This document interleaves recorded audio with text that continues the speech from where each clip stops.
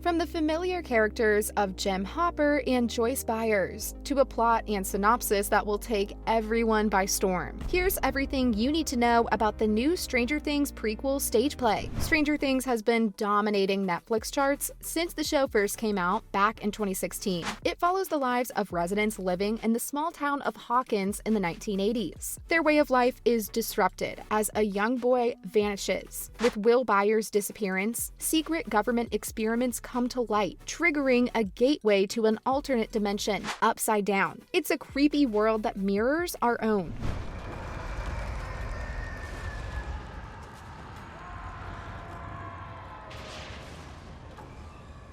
Suddenly, the town is surrounded by supernatural forces, and everything seems to revolve around one strange girl. Interested to know more? Sorry, but I'm not giving out any spoilers today. Coming back, just as the fans were bracing themselves to say goodbye to the show after its 5th and final season, it seems like they may not have to do so at all.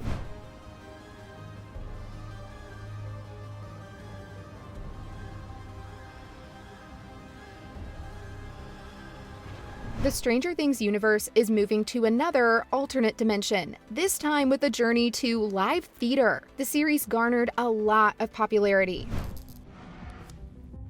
with just season 4 collecting 1 billion streams on its own. I can't help but mention that the series also won 12 Primetime Emmy Awards. With all this success, the showrunners decided to create a stage play based on the hit series. Stranger Things: The First Shadow will be a prequel to the original and shed light on events that lay the groundwork for the future. Netflix was excited to reveal that the play will be its first live stage production and will premiere in London at the Phoenix Theatre. True to the show's essence, most of the plot has been shrouded in mystery, but some things have recently come to light. Much like the original, the play will also center around the small town of Hawkins, but this time will be in the late 1950s, almost 2 decades before the show's first scene. As the Duffer Brothers put it, we'll revisit Hawkins as a regular town with regular worries. They've promised that the new adventure will take us back to the beginning. We'll meet new characters as well, but I'm most excited to return to the roots of our beloved characters. The synopsis mentioned some of the show's most loved characters, which definitely left me wanting more. The minute snippet mentioned that the shadows of the past have a very long reach. How poetic. According to the showrunners, there'll be special emphasis on the younger versions of Joyce Maldonado and Jim Hopper as they navigate the early days of darkness. Fan reactions to this scrap of news have been overwhelming, especially with the reveal of Joyce's family background. Her maiden name, Maldonado, implies that she, and by extension her sons, have Hispanic roots. Talk about a pleasant surprise. I'm sure many Hispanic fans will be thrilled to see such a character represent them on screen. Other characters we'll see are the school student versions of Bob Newby and Henry Creel. The Creels are new to town, and they'll soon discover that settling down in a new place isn't so easy.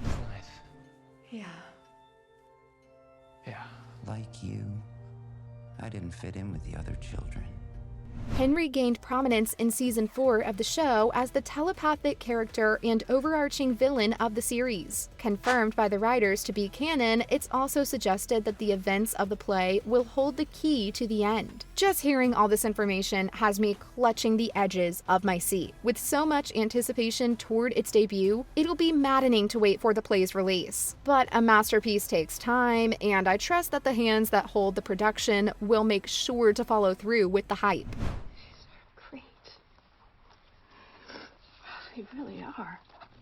Speaking of which, the production staff is filled with large amounts of talent. It was expected that the creators of the television series would serve as the creative producers of the play. But, according to the gossip I've heard, the script for the play is written by the original TV series writer, Kate Treefry. Treefry isn't alone during this creative process. The cursed child playwright Jack Thorne is also collaborating with her. The stage adaptation will be directed by Tony and Olivier winner Stephen Daldry, with co-direction from Justin Martin. He isn't the only multi-award winner on the production team though. You also have Sonia Friedman as the producer of the prequel. Friedman and Daldry recently collaborated on the 4-time Tony Award-winning play The Inheritance. Talk about professional chemistry. I'm sure the duo will make this production award-worthy as well. Netflix has embarked on new avenues of live theater. The streaming giant will be mounting the play with the executive producer of the series, Sean Levy. That's all for the production team. I'm sure you're thinking about the cast of the prequel. However, I regret to inform you that the casting is yet to be announced. I have no avenues or threads to follow for this tidbit. However, it seems like people are moving back to immersive experiences. The play joins the growing spectacle of immersive events. This isn't the first time the world of Hawkins has been given a theatrical treatment. The Hawkins were also flaunted in an immersive Stranger Things experience, which was created by Secret Cinema in London in 2019.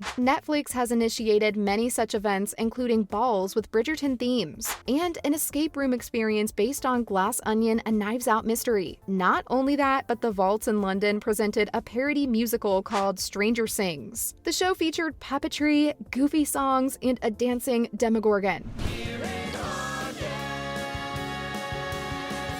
Bad ever happens in small towns. I don't know about you, but that sounds like something I would have been thrilled to see. The musical had an off-Broadway run and followed 2 sold-out concert runs and 2 special industry readings. Sounds like a big thing to me. Anyways, that's not the only news we have. The Duffer Brothers confirmed in July last year that a Stranger Things live-action spinoff is also on the way. It appears that there are a lot of things that are happening for the infamous TV series. Enough of what I have to say. Let's see what the fans have been saying. Phantom spaces like Tumblr and Reddit are rife with speculation about what the plot of the play will unravel. The most common theories involve the Creels. Most fans believe the play will center on the Creels' sordid family history. If you ask me, the timeline falls into place pretty well. Fans suspect that the play will shine some light on the Creels' reason for coming to town. They're also curious to see if the play will incorporate Henry's murder of his family as it happened when he was very young. Many fans also hope to know more about Henry's past, because he had always been psychotic. Apart from that, it'd be nice if his history with Brenner gets revealed, because whatever happened with Brenner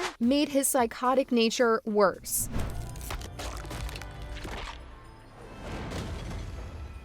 With each life I took, I grew stronger. If I might add, I'm wondering about the foreshadowing that appeared in the play's description. The unnamed sister newbie appeared, and the fans suspect that she might play an important role. The play is expected to have a guaranteed audience from the huge existing fan base. The creators of the stage play want us to keep theorizing about the plot and the cast. According to Netflix, the tickets will be available this spring. That definitely gives the fans something to hold on to as we wait for the final season of the show, where we will get to see the gang in action one last time. Even though I'm in the shadows just like you, I'm excited to see the theatrical debut Netflix is going to make. That's all I had for Stranger Things: The First Shadow.